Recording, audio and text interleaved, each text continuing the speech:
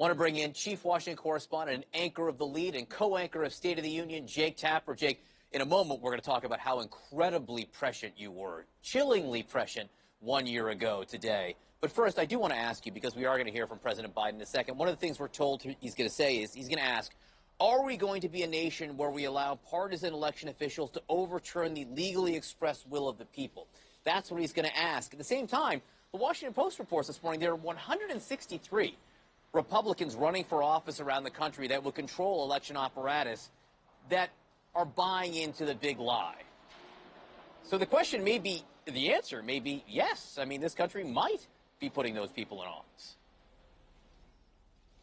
Yeah, I mean, with all due respect to President Biden, it doesn't matter as much what he says today as what Republican leaders say going forward. We, as John Avlon just pointed out so eloquently in that piece, we're at a point now where, I mean, Donald Trump, one of the things he did during his presidency is he made the very concept of facts and institutions, he turned them into partisan issues, right? So just reporting a fact became a partisan debate, even if it was just a fact. And now he is doing the same with our democratic process, has done the same with our democratic process. A year ago, we were all horrified to see what happened. You heard the Republican House Leader, Kevin McCarthy, blame Trump for the mob, specifically, clearly, concisely.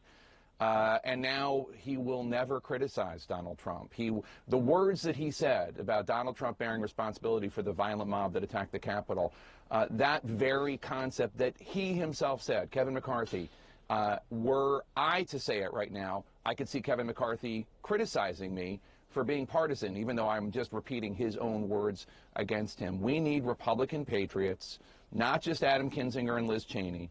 We need Republican patriots to stand up for democracy. And we need the conservative pundits who know better to stop belittling what happened on January 6th. I think it was conservative writer Kevin Williamson who said, of course, the riots that we saw in the cities throughout 2020, of course they were horrific, of course they were criminal, but there is a difference between a coup d'etat and a coup de target.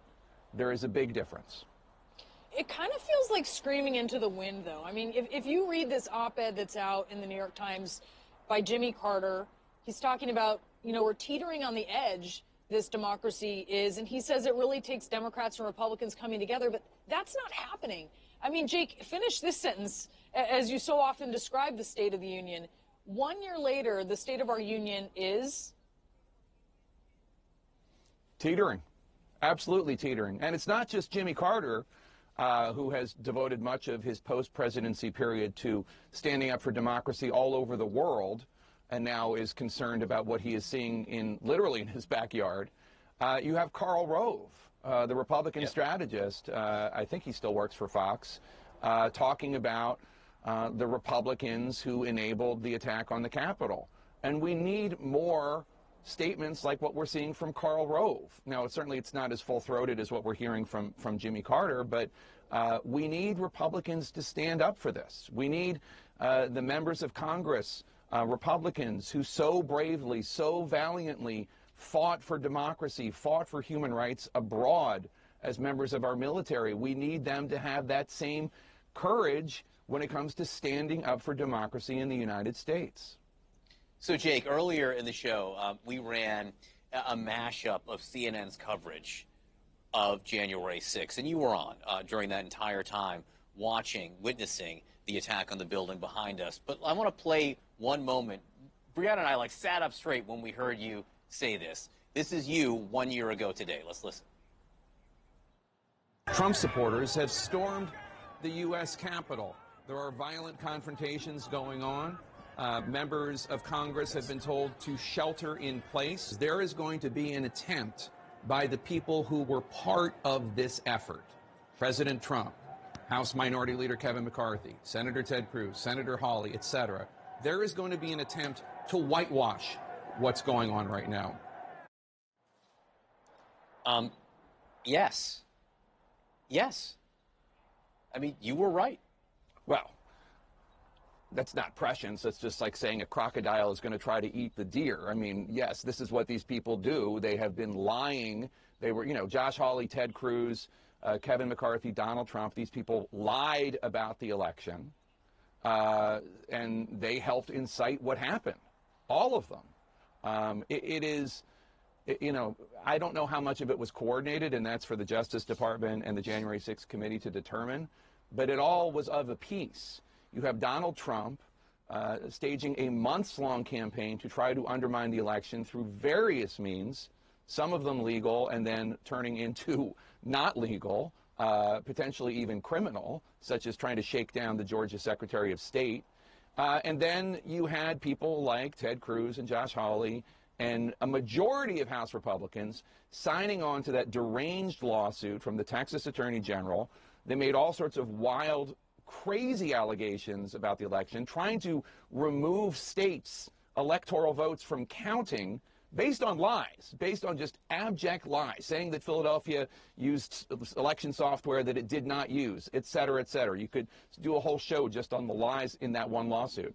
Then, after that, even after blood was spilled, even after there were bodies in the Capitol, they voted to not count the votes from Pennsylvania and Arizona.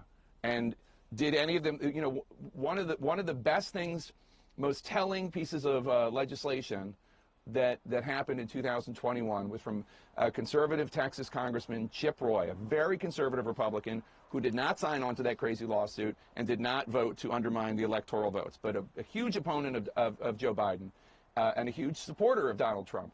But he said, he offered legislation, and I'm paraphrasing, but it was basically, if you are voting to undermine the votes from Pennsylvania and Arizona, you also have to vote to undermine all of the federal elections on those same ballots, because that's the only thing that would be intellectually consistent. Very telling legislation from Congressman Chip Roy there. Of course, not one of the Republicans from Arizona or Republicans from Pennsylvania who voted to undermine the presidential election from their own states voted to undermine their own elections to Congress on the same ballots, on the same day, using the same election software. Now, why would that be if it was a fraudulent election? Why would that be?